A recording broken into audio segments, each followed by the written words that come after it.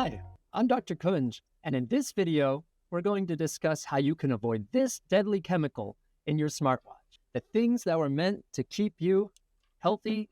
So a recent study found that most smartwatch bands contain hazardous levels of PFAS chemicals. PFAS stands for poly and perfluoroalkyl substances and have been shown to cause a range of health effects. But in this study, it was found that 15 out of the 22 smartwatch bands tested by the researchers contain hazardous levels of PFAS molecules. That's right, those dangerous chemicals featured in the movie Dark Waters starring Mark Ruffalo. And why is this concerning? It's because usually you're wearing your smartwatch when you're exercising, you're sweating, the pores are open. It increases the chances of absorption. And it wasn't just the cheap ones either. The medium tier and very expensive smartwatch bands were the ones that were the most likely to contain the hazardous chemicals. So smartwatch bands are concerning for various reasons, but the main thing is that they've been associated with numerous health conditions, including arrhythmias, hypertension, heart disease, osteoporosis, high cholesterol. It's even been linked to immune suppression, kidney and testicular cancer. Even Mark Ruffalo couldn't Hulk smash PFAS out of existence.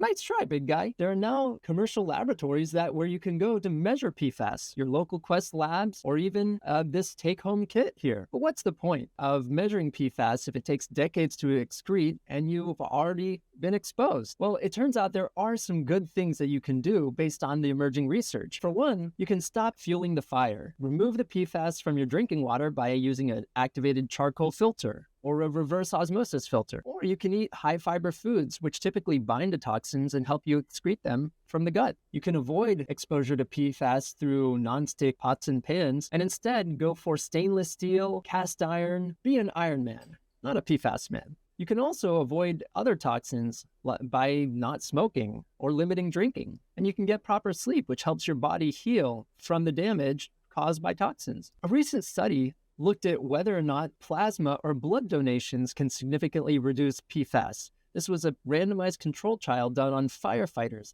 who have been shown to have higher levels of PFAS due to the firefighting foams. So these firefighters were studied out to 1 year, and they donated blood or plasma every 6 to 12 weeks. And what the study found was that you can significantly lower your blood levels of PFAS by donating blood or plasma, with plasma working even better. Another study, which is very fascinating, in vitro experiment, tested the technology behind plasmapheresis. And what it found is that within 60 minutes, you can remove 90% of PFAS molecules. And within 2 hours, you can remove virtually all of the PFAS molecules. So keep your eyes open because this is going to change treatment. Lastly, don't forget to change out your smartwatch band.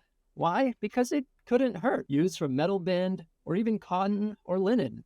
Sure, it may not be sweat-proof, waterproof, or even sauce-proof, but at least you know you won't be using hazardous levels of PFAS. I've included all the links for this in the description.